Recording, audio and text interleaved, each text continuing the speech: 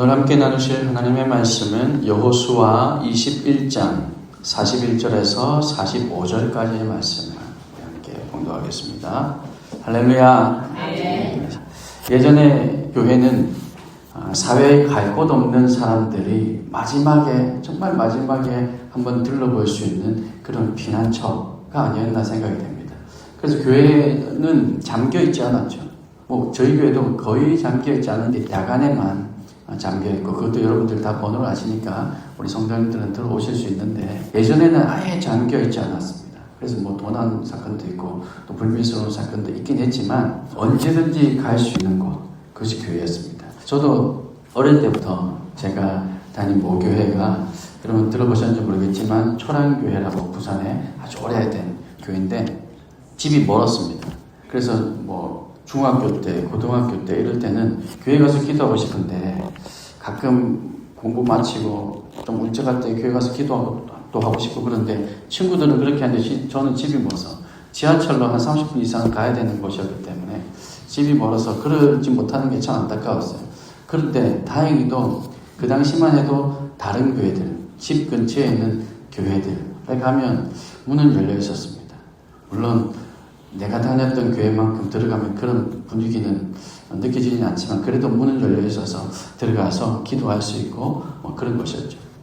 기도를 통해 하나님께 하소연하고 또 서로 격려하며 식탁을 공유하던 것이 교회였습니다. 때론 부당한 권력의 횡포를 피하는 그런 이들을 보호해 주기도 했죠. 방금 제가 말씀드렸던 이 초랑교회가 6.25 사변 때 마지막까지 남아있었던, 그래서 그곳에 목회자들 다 모여서 기도했던 그런 교회로 유명한 그런 일들, 그런 장소이기도 했습니다. 그런 의미에서 초기 기독교는 일종의 도피성이다 라고 얘기할 수 있을 겁니다. 지난번에도 우리 도피성에 대한 말씀을 살펴보았는데 오늘 조금 이어서 나눠보고자 합니다. 그런데 지금까지의 모든 도성들, 예를 들면 서울, 수도권, 이 도성들은 인간의 욕망을 충족하기 위한 수단으로, 문명을 창조하는 인간의 창조 공간으로 작용했습니다. 가인이 아벨을 죽이고 복수가 두려워서 하나님의 명령 없이 자유로 건설한 것이 도성의 시작이었다, 이렇게 얘기해도 과언이 아닐 겁니다. 그러므로 이스라엘은 도성의 한계를 극복해야 했습니다. 이제 도피성은 생명을 죽이는 폭력의 도성이 아니라, 욕망을 충족하기 위한 수단의 그런 도성이 아니라 생명을 살리는 구원의 터전이 되어야 한다는 것입니다. 이런 도피성, 이런 교회, 이런 교회를 우리는 바라보며 그런 교회를 향해서 우리의 발걸음을 옮기고 싶어 합니다. 이 도피성 제도는 비록 살인자라 할지라도 그들에게 정당한 재판을 받을 권리를 보장해 주었으며, 또 그들의 죄가 만약에 실수였다고 판단되면 최소한의 살아갈 권리를 보장해주는 제도였습니다. 이렇게 도피성 제도를 맡아 그들을 받아주고 보호하면서 그들과 더불어 살아가야 하는 사람들이 있었는데 그들이 바로 레위인들이었습니다. 지금 도피성의 역할을 감당하는 것이 만약 교회다라고 얘기할 수 있다면, 교회는 이 시대의 사회 부적응자들, 이 시대에 갈 곳이 없어서 교회로 발걸음을 옮기는 사람들, 그들을 편견 없이 품어줘야 할 것입니다. 그런 의미에서 오늘날 교회의 성도들은, 저 여러분 모두는 레위인과 같은 역할을 감당하고 있다라고 말할 수 있을 겁니다. 하나님을 예배할 때만 직무를 담당하는 것이 아니라 연약한 이들을 품고 섬기는 것도 역시 레위인들이 감당해야 할 몫이었습니다. 그래서 오늘날 성도들은, 우리 모두는 바로 이렇게 레위인의 역할을 감당하면서 예배할 때뿐만 아니라 연약한 이들도 우리가 섬기고 품어야 한다는 것이죠. 여러분 잘 아시는 장발장, 빅토르 위고가 쓴 장발장에 나오는 미리엘 주교, 누군지 아시죠? 있습니다. 굳이 몰라도 되는데 아무튼 있어요. 그 미리엘 주교가 이런 얘기를 했습니다. 대사 가운데 이런 대사가 있어요. 이곳은 저의 집이 아니고 구세주이신 예수님의 집입니다. 저 문은 저곳으로 들어오는 사람에게 이름이 무엇입니까? 라고 묻지 않고 혹시 어떤 괴로움이 있으십니까? 라고 묻습니다. 당신은 고통 가운데 있으시군요. 즉 배고픔과 목마름에 시달리고 있으시군요. 그렇다면 잘 오셨습니다. 피난처가 필요한 사람 외에는 아무도 이곳을 자기 집이라 말할 수 없습니다. 이런 대사가 있습니다. 교회를 아주 잘 표현해 준 대사가 아닐까 생각됩니다. 저 오늘 들어오는 교회 입구로 들어오는 사람에게 누구세요? 어떤 직업을 가지고 계세요? 왜 오셨어요? 가 아니라 어떤 어려움이 있으십니까? 라고 묻는 것이 중요하다는 거죠. 피난처가 필요한 사람에게 이 교회는 자기의 집이다 이렇게 말할 수 있다는 겁니다. 사랑하는 성도 여러분, 교회는 그리스도를 주라고 시인하는 사람들의 모임입니다. 이 공동체 자체를 교회라고 합니다. 그런데 이제 이 교회는 세상을 향한 등불이 되었습니다. 되어야 합니다. 되어가고 있고 앞으로도 영원히 세상을 향한 등불이 되어야 합니다. 그래서 우리끼리만의 교제로 즐거워하는 것이 아니라 세상을 품는 곳이 되어야 합니다. 넓은 가슴과 따뜻한 마음을 가진 곳이 교회여야 한다는 것이죠. 누구든지 힘들 때 찾을 수 있는 곳, 그것이 교회가 되어야 한다는 거죠. 세상을 비관해서 세상을 떠나려는 마음을 먹고 밤길을 헤맬 때 그 캄캄한 곳에서 한 줄기 빛으로 보이는 교회의 십자가 불빛은 그들의 마음도 비춰줄 수 있어야 할 것입니다. 그래서 그들이 최후의 보루로 십자가의 불빛을 보고 주님께 나올 수 있는 곳, 그것이 교회가 되어야 한다는 거죠. 오늘 우리도 죽기까지 우리를 사랑하셨던 주님의 십자가를 묵상하며 교회의 연약한 이들을 돌보는 마음, 우리 모두의 마음이었으면 좋겠습니다. 힘들게 교회를 찾은 이들에게 따뜻한 손길을 내밀 수 있는 공동체, 우리 공동체가 될 수 있길 바랍니다. 우리 교회가 바로 이런 주님의 따뜻한 마음을 가진 공동체, 정말 주님께서 말씀하실 때 최후의 보루 가운데 하나, 그 마지막 그들이 마지막에 들릴 수 있는 그곳이 바로 우리 교회가 될 수 있기를 주님의 이름으로 축복합니다. 43절 말씀 같이 한번 보실까요? 43절입니다. 같이 한번 읽겠습니다. 여호와께서 이스라엘의 조상들에게 맹세하사 그들이 그것을 차지하여 거기에 거주하였으니. 드디어 이제 땅 분배가 레위인들까지 완전히 다 마무리되었습니다. 하나님께서 이스라엘 조상들에게 약속하신 대로 하나님의 백성이 그 땅, 가나안 땅을 차지하게 된 것입니다. 이 땅은 먹고 사는 문제로 아등바등 살아가는 곳 정도가 아닙니다. 하나님께서 주신 땅은 쉼을 누릴 수 있는 안식처이고 외적의 침략이나 식량의 부족 등을 염려하지 않아도 되는 아름다운 땅, 샬롬의 공간이라는 겁니다.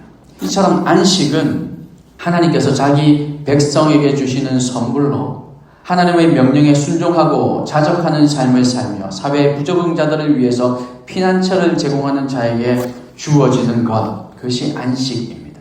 44절 말씀에 안식이 어떤 상태인지 말해주고 있습니다. 우리 44절도 같이 한번 읽어보겠습니다. 여호와께서 그들의 주위에 안식을 주셨으되 그 조상들에게 맹세하신 대로 하셨으므로 그들의 모든 원수들 중에 그들과 맞선 자가 하나도 없었으니 이는 여호와께서 그들의 모든 원수들을 그들의 손에 넘겨주셨음이니라. 아멘. 안식의 조건은 원수들이 사라진 상태입니다. 여러분 안식 가운데 계십니까? 천천지 원수를 아직도 바라보고 계십니까?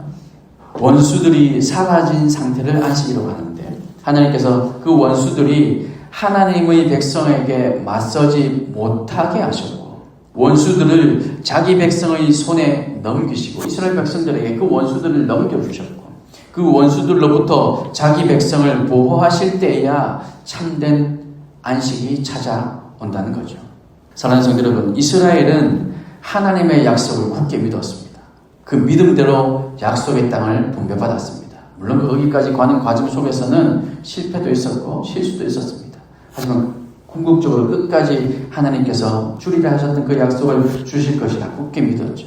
하나님의 안식은 바로 하나님의 약속을 굳게 믿고 말씀을 의지해서 사는 사람들에게 주어지는 은혜임을 여러분 기억하시길 바랍니다. 하나님의 약속을 굳게 믿어야 우리가 그 하나님 주시는 안식을 경험할 수 있다는 겁니다. 그저 세상에서 살기 편한 상태, 그것이 안식이 아닙니다. 우리의 영혼이 하나님의 말씀 가운데 순종할 때 주어지는 것이 안식이라는 겁니다. 이스라엘은 지금 전쟁을 막 치렀고, 아니 사실은 지금도 여전히 전쟁 중입니다. 아직도 완벽하게 다 그 가나안 7 족속들을 다 쫓아내지 못했습니다. 여전히 그 전쟁을 이어가야 하는 상황 가운데 있었습니다. 그래서 지금 아직도 전쟁 중이기도 했으며 아직도 정복해야 할 땅들이 남아 있었습니다. 그럼에도 불구하고 그들에게 샬롬, 이 안식이 주어졌다라는 말씀은 그들이 순종 가운데 있었다라는 뜻입니다. 여전히 불안한 상황은 변함이 없었지만, 그러나 하나님을 바라보고 끝까지 그 말씀에 순종했기에 그들에게 안식을 경험할 수 있는 은혜가 주어졌다는 겁니다. 순종하는 것이 저는 얼마나 힘든 일인지 모릅니다. 우리 육체는 비록 전쟁 가운데 있다 할지라도 그 순간이 말씀에 순종하는 순간이라면, 우리 육신은 지쳐 있다 할지라도 바로 그때가 진정한 안식의 때임을 우리는 믿어야 할 것입니다. 하나님의 약속을 굳게 믿고 그 말씀이 이루어질 것을 기대하고 약속이 성취되는 것을 소망하며 순종하는 상태가 바로 안식의 상태라는 거죠. 우리 교회가 늘 이런 안식의 상태이기를 소망합니다. 우리 교회가 안식의 상태라는 것은 무슨 말입니까? 우리 교회가 늘 말씀에 순종하고 있는 교회가 되기를 소망한다는 거죠. 우리가 말씀에 순종하고 있을 때 우리에게 하나님께서 안식을 허락해 주시고, 우리가 안식 가운데 있다면 우리 교회의 등불은 세상의 등불이 될 것입니다.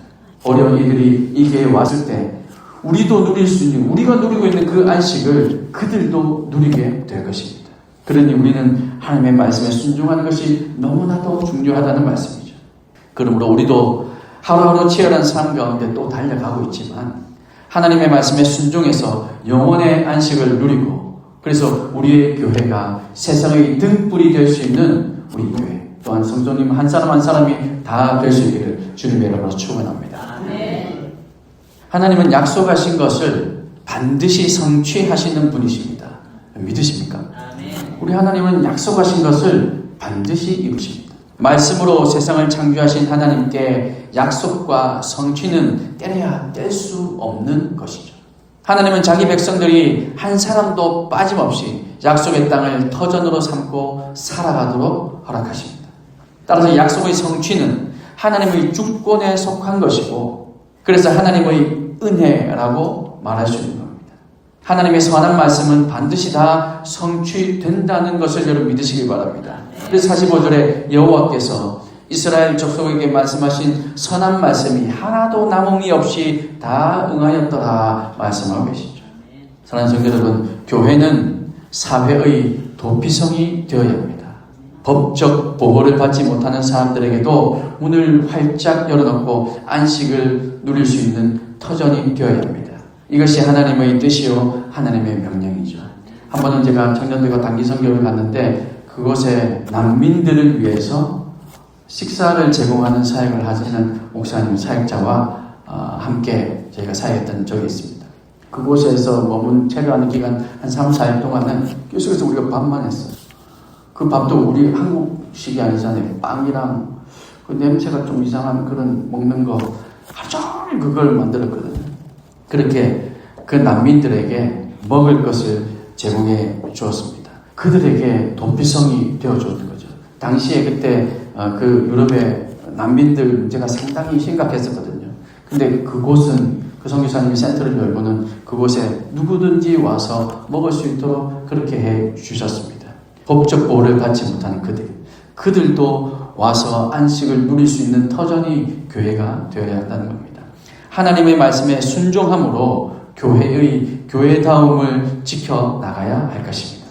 교회가 그 본질을 회복한다면 교회를 통해 이 땅에 참된 안식이 찾아오게 될 것입니다. 먼저 우리에게 그 안식이 찾아오게 될 것이고, 우리가 그 안식 가운데 있다면 우리 주변에 아직 믿지 않는 이들, 그들이 우리를 통하여서 하나님께서 주시는 그 안식을 간접적으로나마 체험할 수 있게 될 것이고, 그래서 그들이 궁금해지면 주의 몸된 교회 이곳에 와서 정말 주님께서 주시는 우리가 주실 수 있는 것이 아닌 하나님만이 주실 수 있는 참된 평안과 그 안식을 그들도 누릴 수 있게 될 것입니다.